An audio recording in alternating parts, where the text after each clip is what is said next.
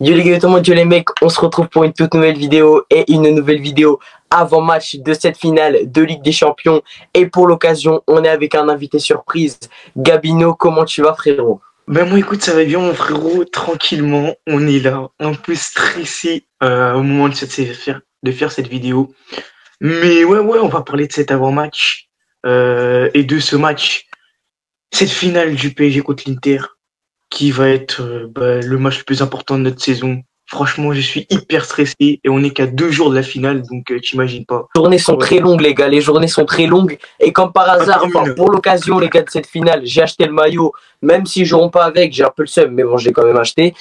Mais voilà, donc dans cet avant-match, on va revenir sur le parcours de l'Inter, le parcours du PSG, les points forts de l'Inter et les points forts du Paris Saint-Germain. On va passer un peu rapidement sur les trucs de l'Inter parce que bon, voilà, ici on est là pour parler du PSG, même si c'est un avant-match sur le match, on va plus parler du PSG que de l'Inter. Donc je vais dire le parcours de l'Inter, etc. Mais on va pas trop revenir dessus parce que toi comme moi, on n'a pas trop vu les matchs de l'Inter. À part les matchs contre le Barça, moi j'ai rien vu de l'Inter. Enfin, déjà, en vrai, même moi. Hein. Frère, la série, c'est même trop transmis. Pour l'équipe, la série. Ouais. on le rappelle, les gars, si vous n'avez pas vu la vidéo sur sa chaîne, la Ligue 1, c'est meilleur que la série. Voilà. Oui, d'accord. Petite parenthèse. Alors, on commence par le parcours de l'Inter, les gars. Ils ont commencé avec un match nul 0-0 face à Manchester City. Après, ils ont enchaîné par une victoire 4-0 à Milan face à l'Étoile Rouge de Belgrade. Bon, c'est Belgrade. Ils ont gagné 1-0 à Young Boys, les gars. Ils ont eu beaucoup de 1-0. Ils ont fait beaucoup de 1-0. Donc, premier 1-0 à Young Boys. Inter-Arsenal, ils ont gagné 1-0 face à Arsenal. Je ne vais rien dire à Milan. Inter-Leipzig, ils ont gagné 1-0 à Milan. Leverkusen, Inter, ils ont perdu 1-0 à Leverkusen, leur seule défaite dans cette campagne de Ligue des Champions. Victoire 1-0 à Sparta Prague. Donc là, ça fait 5-1-0. 1, 2, 3, 4, 5. Ça fait 5-1-0. Et pour finir les phases de poule, ils ont tué Monaco 3-0 à Milan. Donc ça, voilà, il n'y a pas de barrage. Ils n'ont pas eu de barrage puisque c'était 4e.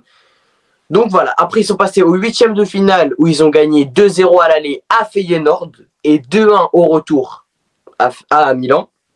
En quart, ils ont affronté le Bayern, dédicace à Yannou s'il voit cette vidéo. Ils ont gagné 2-1 à l'aller.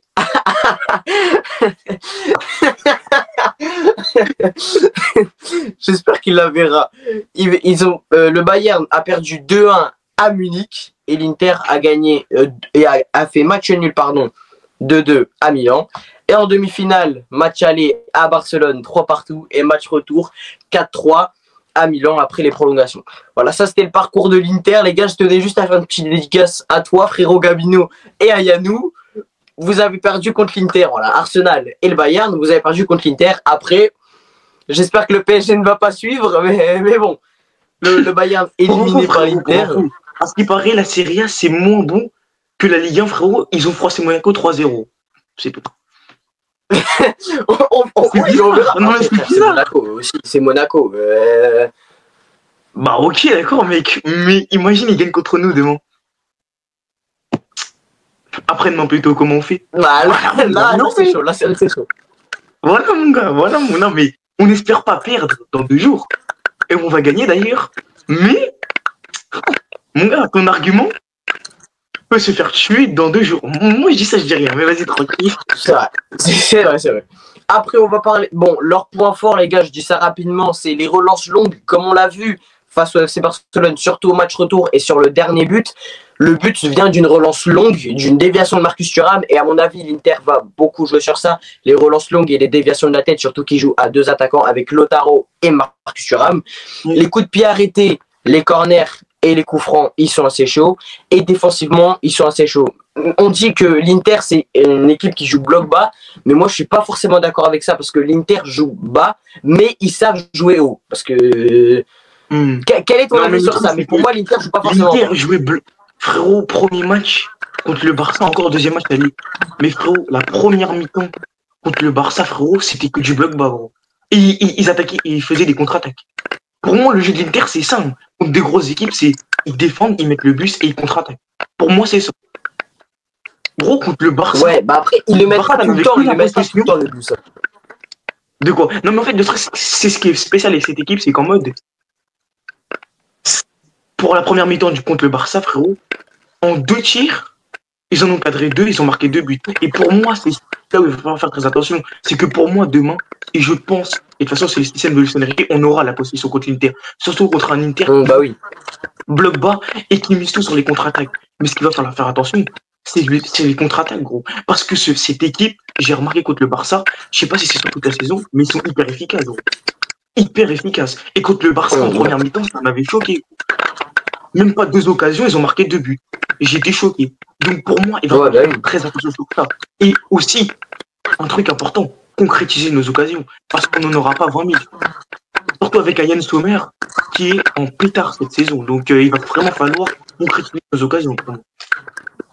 Ouais, bah après, je comprends ce que tu dis, tu vois, il va falloir concrétiser nos occasions, mais l'Inter, ça va être pareil, parce que nous, tu vois, le PSG, on est une équipe qui joue avec la possession, on aura, c'est sûr, la possession, parce que l'Inter n'est pas une équipe qui aime avoir la possession, mais il va falloir que l'Inter aussi, bon là je parle objectivement, concrétise les occasions. Mais comme tu l'as dit, pour Sommer, il y a un Donnarumma qui est en pétard, depuis les phases d'élimination de Girona. Sommer a fait un très bon match face au Barça.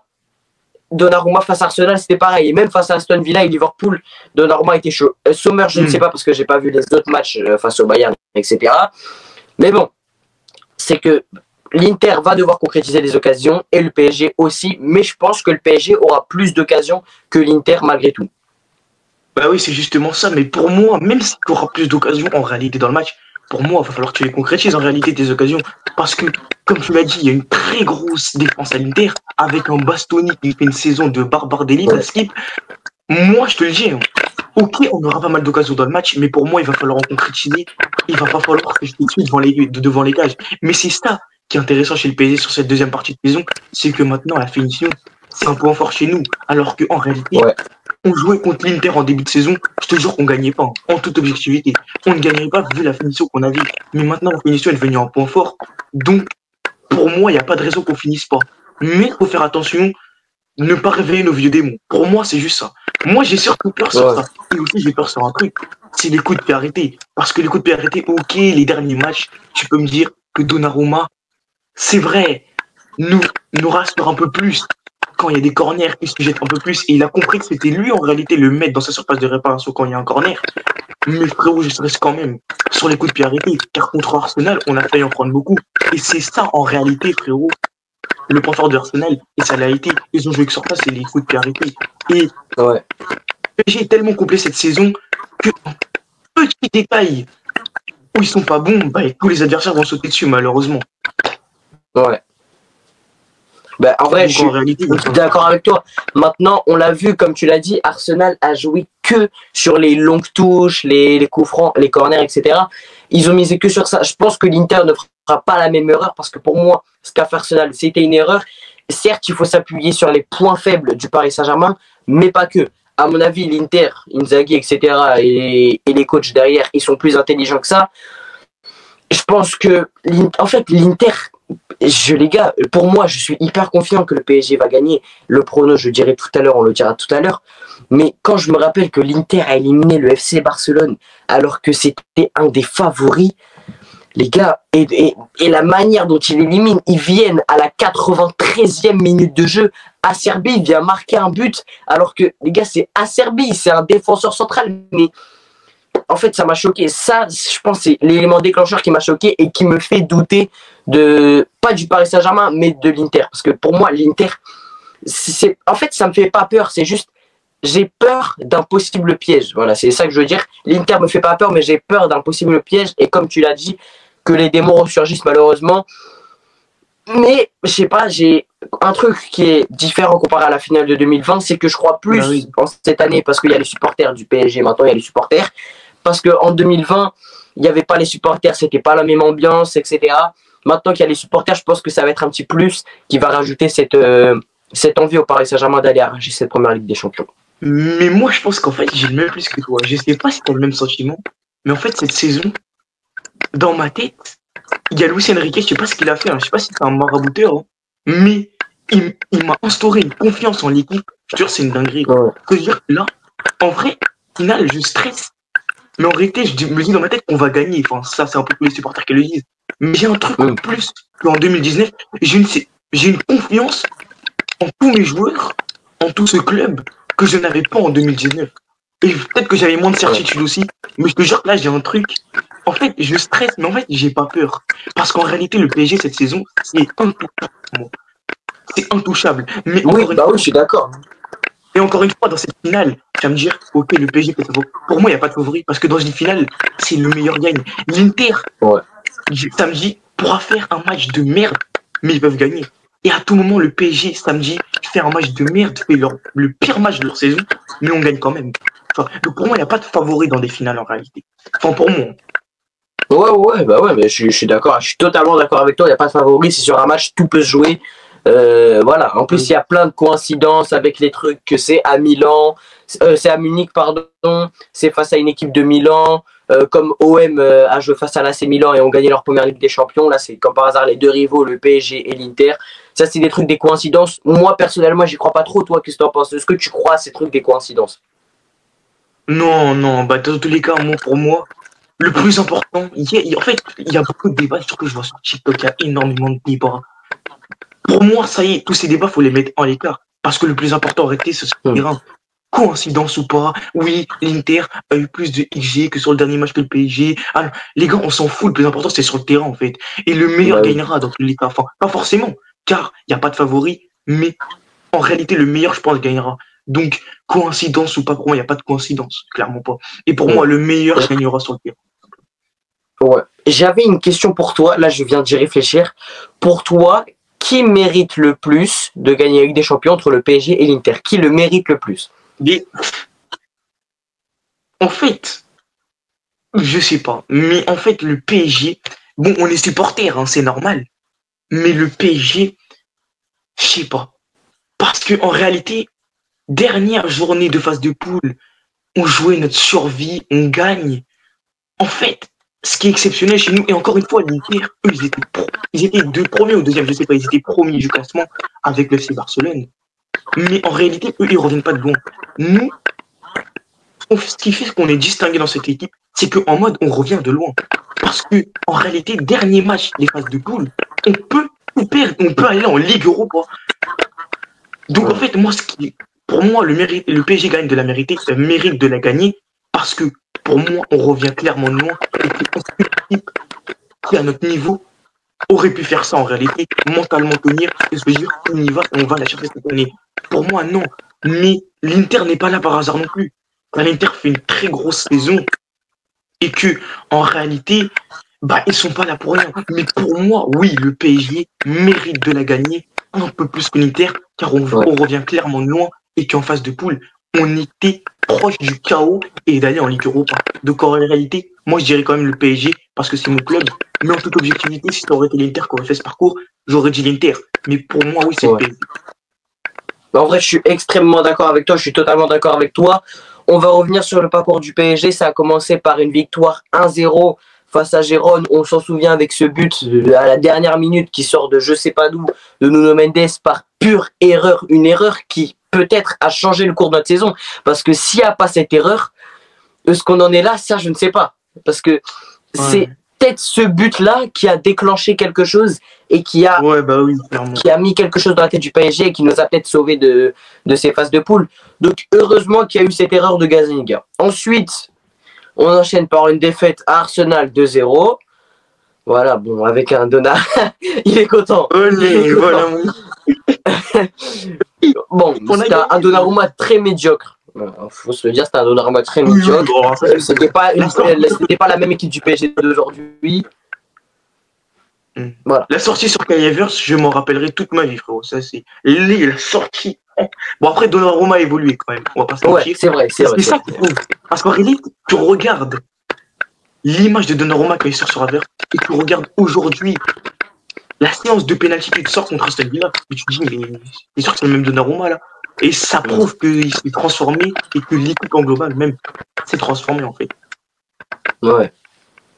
Donc, heureusement qu'il s'est transformé depuis Arsenal. Le match nul face au PSV au Parc des Princes. Bon, alors ça, c'est une anecdote que j'ai vu passer aussi. Chaque équipe ayant battu le PSV a perdu la Ligue des Champions. Nous, on n'a pas battu, on a fait un match nul. Ça, c'est une anecdote que j'ai vue comme ça passer. Mais bon, nous, on n'a pas gagné, on a fait match nul, donc c'est parfait. Ensuite, la défaite face à l'Atlético Madrid dans les derniers instants au parc. Une défaite inquiétante, les gars. On était à 2 doigts de gagner le match avant et on se fait punir derrière bêtement par une contre-attaque. Voilà. On méritait Encore de une gagner fois, en le plus. but avec des erreurs.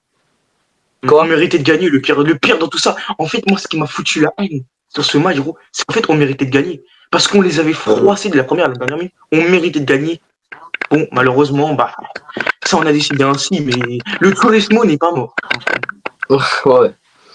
Voilà. Après la défaite face au Bayern, oui, au Bayern, Yannou, si tu passes par là, il sera content. Bon, il en est pas en finale, mais bon, il a quand même gagné face au PSG. 1-0. Compliqué, on l'a rappelé.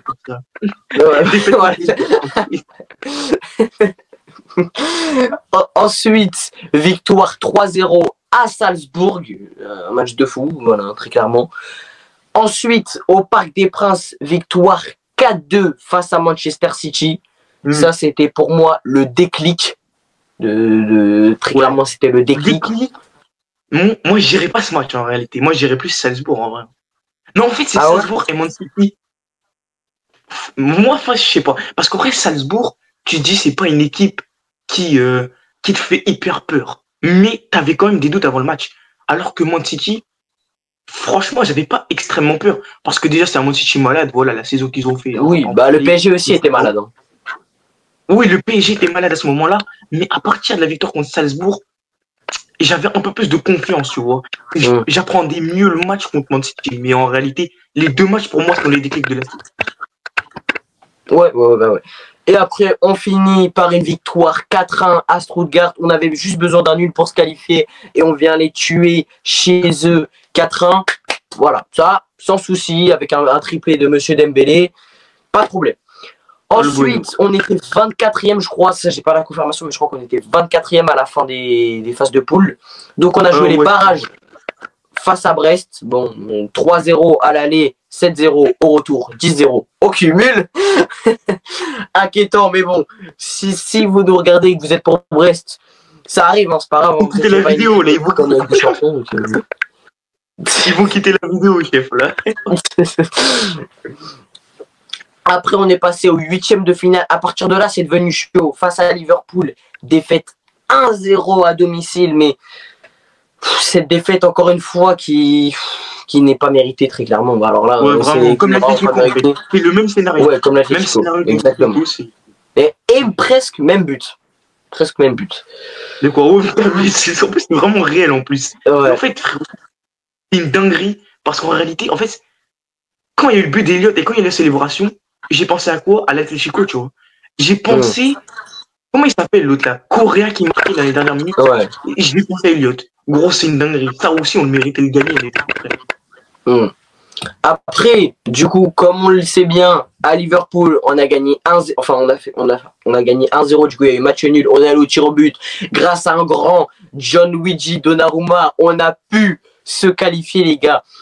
Il faut un gros gardien pour aller loin en Ligue des Champions. Et pour moi, c'est ce match le match retour qui a déclenché un réveil dans la tête de Donnarumma après le mauvais match aller et après les critiques du match aller. Pour moi, ce match-là l'a fait se réveiller très clairement. Ah oui, totalement. Parce que déjà, match aller, bon, moi, je suis pas gardien. Enfin, je joue parfois gardien. Mais bon, c'est plus facile à dire qu'à faire. Mais pour moi, la frappe de Eliott, il peut clairement l'arrêter. Voilà, on va pas se mentir. Ouais. C'est un arrêt très compliqué à faire. Mais en tout cas, pour moi, Donnarumma avait clairement le niveau pour aller chercher la frappe d'Eliott. Après, bien évidemment, il y a un gros problème sur la défense. On va pas se mentir, avec un Nuno Mendes qui revient pas de ça. Ok, mais pour moi, il aurait clairement pu aller la chercher, même si pour moi, la défense est pour moi fautive sur cette action. Mais pour moi, Donnarumma aurait pu aller les chercher. Encore une fois. Ouais, c'est vrai. En plus, surtout le pire, c'est qu'il la touche. Oui, vas-y, dis ce que tu as dit. Après les quarts de finale, face à Aston Villa, victoire 3-1 au match aller. tranquillement, sans doute. 3-1, c'est facile. Et au match retour, défaite 3-2 avec une frayeur, les gars, on a eu très très peur, très clairement, on a eu très très peur. Mais c'est là qu'on voit un changement d'état de la part de Luis Enrique, c'est que on n'a pas perdu. En fait, on a perdu sur le match, mais on n'a pas perdu. C'est-à-dire qu'ils sont revenus à 5-4, mais qu'ils ne sont pas revenus à 5-5, etc. Que les vieux démons se ressurgissent, mais ils sont vite partis, quoi. Ils sont vite partis parce que le PSG n'a pas su perdre enfin, ils ont un petit peu perdu le contrôle du match, mais pas jusqu'à perdre le résultat. Donc, on s'est qualifié en demi-finale avec un goût amer, mais au moins on a été en demi-finale et c'est le plus important. Ouais, bah pour moi, déjà, le match retour, au match aller, on a très bien géré, ok, aucun problème. Match retour, pour moi, ça, c'est un relâchement. Parce que, en fait, je sais pas pourquoi, mais quand je voyais Pacho jouer, quand on a pris un but, vous voyez, il était tranquille, pépère, peinard, comme si on avait gagné, comme si 90 minutes étaient passées, et pour moi, ça, c'est un relâchement de la part du PSG. Bien évidemment, le match après est passé, et on a très vite repris les choses sérieuses contre Arsenal. Donc, petit relâchement qui nous a quand même fait extrêmement peur, hein. Mais à la fin on s'est quand même repris et contre Arsenal on a déroulé tout simplement. Exactement, victoire 1-0 au match aller à la 4e minute, but de Ousmane Dembélé qui a fait cette petite célébration, voilà, magnifique. Et au match retour, victoire 2-1. Ouais, match 2-1. Comment faut être de la célébration de Dembélé tranquille? Parce que moi, c'était un de mes deux clubs en finale. Donc en vrai, je m'en foutais. Mais il avait un petit pire pour le PSG quand même. Il était un peu plus pour le PSG. Mais bon, c'est pas grave. Arsenal, l'année prochaine, c'est pour nous. Oui. Bah allez, l'année prochaine, c'est pour nous. On va recruter Isaac en point. Qu'est-ce que vous allez dire maintenant, hein? Qu'est-ce que vous allez dire? Bukayo Saka sur le côté droit, il fout droit matin, midi et soir. Salah, frérot, tranquille. Martinelli qui va dégager de mon club aussi, tranquille. L'année prochaine, c'est pour Arsenal. Tu verras, Vous verrez. On retient ce qu'il dit, même si je pense que ça va jamais arriver. Mais on retient quand même. On sait jamais, on retient. Et du coup, victoire au match retour, 2-1 avec une explosion de joie de la part des joueurs du Paris Saint-Germain. Un véritable fou. Et maintenant, on passe à la finale, les gars. C'est là, c'est samedi, c'est bientôt. Les gars, en fait, on a un stress, mais c'est oh là là. 48 heures, frérot. 48 heures, gros. En fait, c'est une dinguerie parce que c'est bientôt, en fait. C'est là. Les gars, c'est dingue. Mon gars, tout Paris attend ça, mon gars. Tout Paris attend ça. Mais et même, bon, j'allais dire toute la France, mais tous les supporters du PSG qui n'habitent pas forcément à Paris attendent ça. Parce que moi, j'habite pas à Paris, les gars, et je suis fou derrière le PSG. Du coup, les gars, on va passer au point fort du Paris Saint-Germain. Alors, comme on l'a vu face à Reims, les gars, en finale de Coupe de France, la victoire 3-0 de l'attaque, les gars, une attaque qui a été vraiment resplendissante avec un Désiré Doué en feu, un Bradley Barcola très fort. Même si Kvara n'était pas là, on a vu que Doué, Barcola et Dembélé savaient faire le taf, même avec un absent. Et ça, c'est vraiment important de montrer que il peut avoir cet échange des deux joueurs-là. S'il n'y a pas Kvara, les trois autres sont très bons. S'il n'y a pas Doué, les trois autres sont très bons. S'il n'y a pas un joueur, ça ne va pas changer toute l'équipe. Et ça, ce qui est bien, c'est que ça a changé depuis l'année dernière.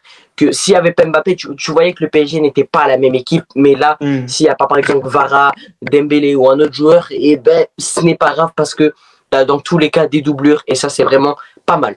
Il y a aussi le mental qui est bien du côté du Paris Saint-Germain qui a été renouvelé, qui a été mis en place de la part de Luis Enrique. C'est un nouveau mental. Et le dernier point fort, c'est la possession. C'est sûr que le PSG aura la possession face à l'Inter Milan. Mais voilà. J'ai juste une question à te poser, c'est que penses-tu que Luis Enrique a installé quoi dans le Paris Saint-Germain? Il a installé le mental, mais pour toi, il a installé quoi d'autre? Ben, franchement, Luis Enrique, déjà, il faudrait le remercier, car Luis Enrique aura fait du très gros travail, il va faire du très gros travail à l'avenir. Oui, ben, comme tu dis, pour moi, il a installé une sorte de mental, c'est-à-dire un mental de gagnant, un mental de beau jeu aussi, parce qu'en réalité, on se souvenait à l'époque avec les Christophe Galtier où on gagnait, mais dans le jeu, en réalité, on n'était pas forcément très bon. Et en fait, on va pas se mentir, on se faisait chier dans les matchs, en fait. On se faisait chier parce qu'il n'y avait pas beaucoup de beaux jeux. Il mettait des scores à des équipes mais c'était pas exceptionnel. Et en fait, on se rendait compte qu'en Ligue des Champions, bah, ça nous frappait aux yeux, en fait. C'est que en Ligue 1, on marquait beaucoup de buts, on mettait des scores à des équipes, mais dans le jeu, on n'était pas bon. Mais le problème, c'est qu'en LDC, c'est pas tout d'avoir de très bons attaquants, de marquer plein de buts. Il faut aussi être dominant et bon dans le jeu. Et c'est pour moi ce que Luis Enrique a ramené. Il a ramené aussi tout simplement une mentalité de gagnant, ok, d'accord, aucun problème, mais une mentalité de jeune aussi, car aujourd'hui, la moyenne d'âge du PSG, je crois, c'est de 23 ans, un truc comme ça. Et aujourd'hui, Luis Enrique, lui, ne veut pas de stars, il veut juste des jeunes joueurs prometteurs qui ont un gros potentiel et qui, à l'avenir, peuvent être des futurs très grands joueurs, alors que avant, avec le système qatari, avec Galtier et tout ça, ils empilaient les stars, et ça produisait un mauvais jeu sur le terrain, car on devait faire la passe à Messi, à Neymar, à Mbappé, sinon dans le vestiaire, messieurs râlaient et disaient que l'entraîneur n'était pas bon, et ça posait des problèmes dans le groupe, alors que là, si t'es pas content, tu dégages en fait. C'est ça le truc. Et c'est qu'aujourd'hui, pour moi, c'est ça qui a changé. Aujourd'hui, c'est Luis Enrique qui s'impose dans le vestiaire.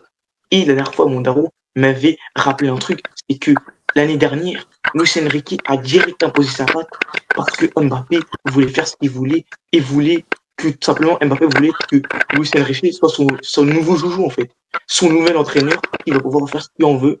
Et bah, en réalité, Luis Enrique l'a mis sur le banc de touche. S'il le fallait, il le mettait dans les tribunes avec son papa. Voilà ce qu'a changé Luis Enrique. Il a aussi dit aux dirigeants comme Nasser Al-Khelaifi d'arrêter d'empiler les stars et de lui ramener des bons joueurs et aussi de ramener les profils qu'il veut lui. Parce qu'avant, en réalité, c'était Nasser et le directeur sportif, Leonardo, qui ramenaient des stars et sans demander l'avis au coach. Donc pour moi, c'est ça qui a changé. Et aujourd'hui, grâce à Luis Enrique, on en est là. Et ça fait 2 ans qu'il fait du très bon travail. Je suis jamais descendu de son train, car pour moi, c'est un entraîneur qui a énormément de potentiel et qui est très bon. Donc voilà ce qu'a ramené Luis Enrique. Et pour l'instant, ça marche à merveille, en espérant que ça continue pour les prochaines années, bien évidemment. Ouais, je suis tout à fait d'accord avec toi. Mais tu vois, là, on parle de genre, t'as dit empiler les stars, etc. Et juste avant de commencer la vidéo, je suis allé sur ActuFoot pour voir les actualités, etc. Et là, j'ai vu une déclaration de Luis Enrique qui a dit « Ce ne seront pas une star qui gagneront la Ligue des Champions si le PSG gagne la Ligue des Champions, mais 24 stars. » C'est-à-dire que pour lui, il n'y a pas de stars, mais tous les joueurs sont des stars. Et que, enfin, des stars, tu comprends, enfin, vous comprenez ce que je veux dire, les gars, c'est que c'est un collectif, en gros, et que c'est pas une équipe qui est reposée sur un joueur. Donc, c'est très bien cette mentalité instaurée par Luis Enrique. Maintenant, on va passer au pronostic. Juste rajouter un truc, c'est qu'en début de saison, Luis Enrique, il avait prévenu ça. Il avait prévenu qu'il préférait tout simplement avoir 3 joueurs qui mettaient 15 buts chacun qu'un joueur qui mettait 45 buts. Et c'est ce qu'en train d'instaurer Luis Enrique. Et franchement, ça fait plaisir. Donc voilà. Ouais, je suis tout à fait d'accord avec toi. Juste, alors, tu vois, là, j'allais dire, on passe au prono, etc. Mais pour toi, juste, on va pas dire une composition qu'on aligne parce que la défense, le goal, le milieu, c'est normal. Mais quelle attaque mets-tu? Ouais, ben ça, c'est la grande question que tout le monde se pose. Et j'en ai même pas un petit peu que ça va être très compliqué de choisir. Franchement, moi, déjà, en pointe, je verrai Dembélé. Ça, déjà, il y a aucun doute. S'il y a Ramos en pointe, je saute par la fenêtre, je te le dis bien gentiment. À gauche, frérot, s'il y a Gonzalo Ramos en pointe, mon gars, je saute par la fenêtre. Voilà, imagine, il met Gonzalo Ramos. Non, mais jamais il va faire ça, gros. Jamais il va faire ça. Ouais, non. Imagine, il fait ça, gros. Non, jamais il va faire ça. Après, pour moi, je vais mettre Vara à gauche. Je m'explique. Ah oui, ça va m'insulter dans les commentaires. Dembélé. Explique-toi bien, parce que même moi, je suis pas d'accord. Je m'explique. Ok. Il y a 5-6 mois de ça, Vara joue dans quelle équipe? Le Napoli. Le Napoli, ils sont dans quelle compétition? La Serie A. La Serie A, ça serait pas le championnat de l'Inter par hasard? Non, mais ça serait pas le championnat de l'Inter par hasard? Frérot, mais c'est je sais pas, ça fait combien de temps qu'il est à Naples? Mais ça doit faire 2 ou 3 ans. Frérot, il a joué au moins 8 ou 10 fois contre l'Inter. Donc ça veut dire que même cette année, il a joué contre l'Inter. Donc ça veut dire qu'il connaît les points forts et les faiblesses de l'Inter. Et l'Inter, c'est pas un effectif qui bouge énormément sur les dernières années. Donc ça veut dire qu'ils ont un peu le même jeu. Il pourra nous être utile pour moi. Clairement, il pourra nous être utile. Donc pour moi, je mets Gvar à gauche et à droite. Je sais pas qui mettre. Franchement, que ça soit Barcola ou Doué, je fais confiance aux deux. Et si Luis Enrique titularise un des deux, c'est pas parce que l'un des deux est meilleur, c'est juste que bah il le sent plus. Mais oui, clairement, je fais ça. Et je mets Gvar à gauche et Barcola ou Doué à droite. Dans tous les cas, si Barcola commence, ça ne me dérangera pas. Et si Doué commence, ça ne me dérangera pas. Même si sur la tendance, mais en réalité, même la tendance, je sais pas qui met. Parce que dernier match de Doué, 2 passes décisives. Dernier match de Barcola, doublé. Donc, voilà. Moi, je me suis expliqué, donne tes arguments, frérot. Mais mes arguments, moi, t'as quoi comme argument qui peut me dire que Varane n'est pas titulaire chez moi? Alors, gros, tu m'as fait totalement retourner ma veste. Je devais pas mettre Gvara titulaire, mais finalement, frérot, je mets Barcola à gauche et Gvara à droite. Ouais, voilà. Mais de toute façon, Gvara, il peut jouer à gauche, à droite, voilà. Ouais, gros, tu m'as fait totalement tout changer. De base, je voulais mettre Gvara sur le banc, mais avec ton argument, franchement, chapeau, Oui, parce que l'argument m'a fait changer d'avis, frérot. Oui, gros, parce que Gvara, il a joué au Napoli. Et comme je te dis, l'Inter, je me répète un peu, mais c'est pas un effectif qui change énormément. Ils vont pas recruter ces joueurs par été, quoi. Comme Manchester United, tu vois. C'est un club qui reste et qui est solide, tu vois, qui est soudé. Et pour moi, c'est tout le temps le même jeu sur les 2-3 dernières années. Apparemment, l'Inter, ça n'a pas beaucoup changé en jeu. Donc, pour moi, Gvara les a affrontés pas mal de fois et pourra nous être utile, quoi, sur les points forts et les faiblesses de l'Inter. Donc, ouais, pour moi, Gvara, tu dois le mettre à gauche. Ouais, mais c'est surtout que, comme tu dis, l'équipe n'a pas beaucoup changé. C'est exactement vrai parce qu'il y a 2 ans, ils ont affronté Manchester City en finale et il y a 8 joueurs qui sont toujours là. Il y a toujours 8 joueurs de la finale face à Manchester City qui sont là. Donc, c'est que ouais, aujourd'hui, pour moi, va pouvoir t'apporter ça. Ouais, bah oui. Et surtout, après, ça c'est un truc qui tourne en faveur de l'Inter, c'est que l'Inter a plus d'expérience que le Paris Saint-Germain. Oui, ça c'est vrai. Ben ça c'est vrai. Et aussi, en réalité, tu m'as dit le mental est pour moi un point fort du PSG cette saison. Ok. Mais pour moi, l'Inter va arriver favori mentalement dans les têtes. Parce que c'est des jeunes joueurs. La plupart n'ont pas joué de finale au PSG. Et pour moi, il va y avoir du stress dans la tête. Toute une ville, tout un pays attend ça. Ça en parle sur les réseaux, sur les journaux, partout.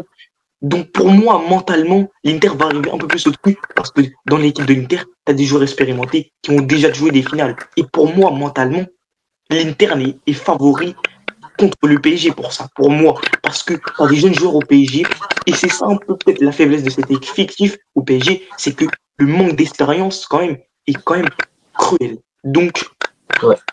On pourra jouer ça aussi pour moi sur ça. Mais oui, sinon... Voilà. Ok. Maintenant, nous allons passer à l'instant prono. Je te laisse commencer et après, je dirai mon pronostic. Franchement, prono. En fait, le truc, c'est que j'ai pas envie de dire que le PSG gagne parce qu'en fait, si, mais j'ai pas envie de me porter l'œil parce que porter l'œil chez moi, ça porte malheur. Je te jure, gros, ça porte malheur. Mais moi, je verrai une victoire du PSG de Buzyn. Ouais, je verrai une victoire du PSG de Buzyn. En plus, moi, je suis boosté sur les paris. Bon, le dernier pari qu'on a fait, la dernière vidéo, Real Barça, avait totalement raison. Ouais. Mais moi, les paris, moi, je parie pas, hein, j'ai pas dit temps. Mais ouais, moi, je verrais un 2-1 pour Paris. Ok. Ben moi... Je dis pas les buteurs, hein, parce que les buteurs, moi, je suis pour ça. Mais moi, je verrais bien peut-être un but Dembélé. Comme ça, il met tout le monde d'accord. Il nous dit à tout le monde que Lamine Yamal ne mérite pas le Ballon d'Or et que c'est lui qui le mérite, tu vois. Comme ça, il ferme des bouches, tu vois. Mais moi, je verrais bien Dembélé buteur. Et en réalité, si Dembélé marque, ça se reflète cette saison, l'amélioration de l'équipe et de l'effectif. Donc ouais, moi, je verrais bien Dembélé buteur.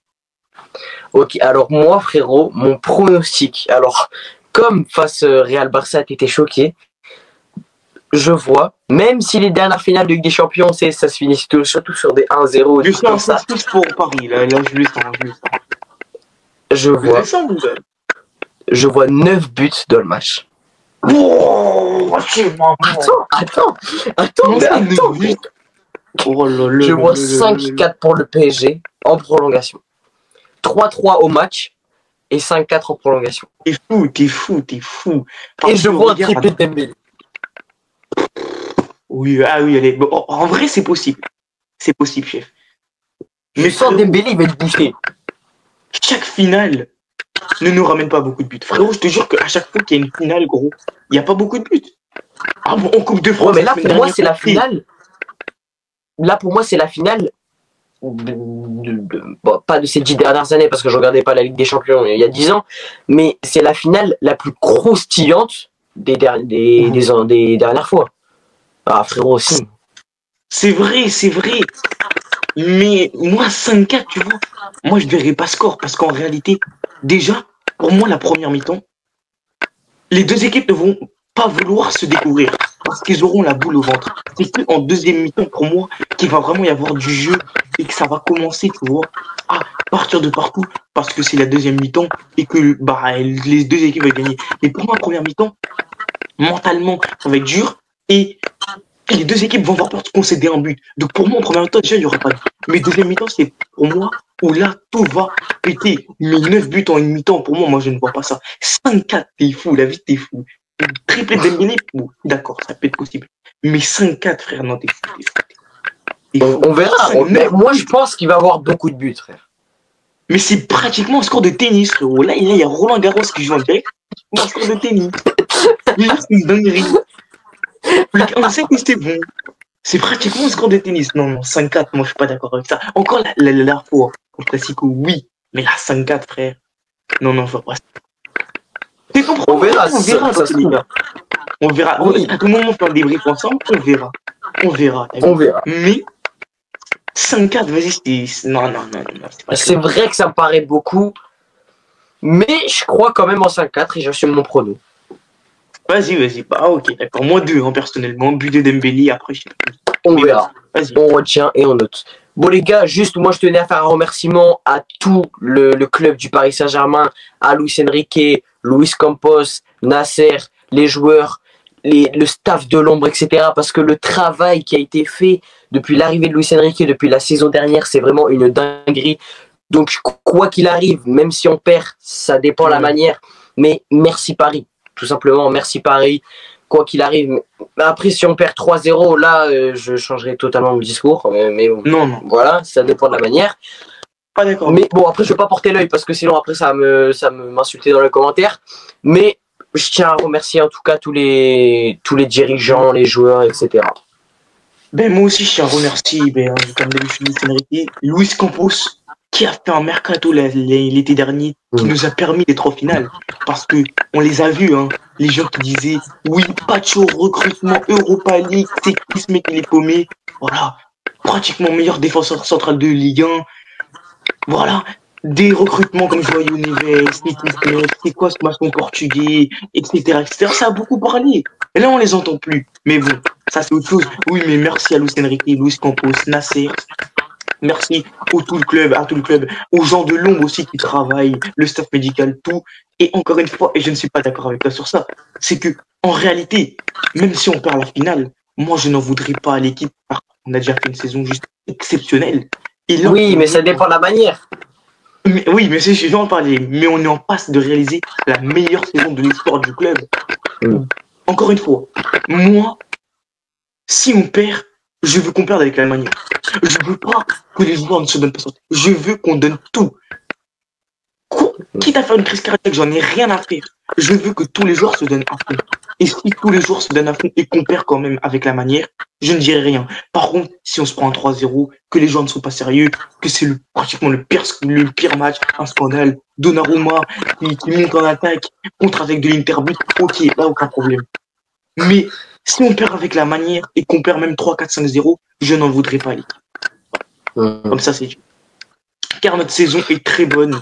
Et qu'en réalité, qui aurait pensé en début de saison qu'on ferait une saison comme ça, qu'on ferait le parcours qu'on a fait en LDC?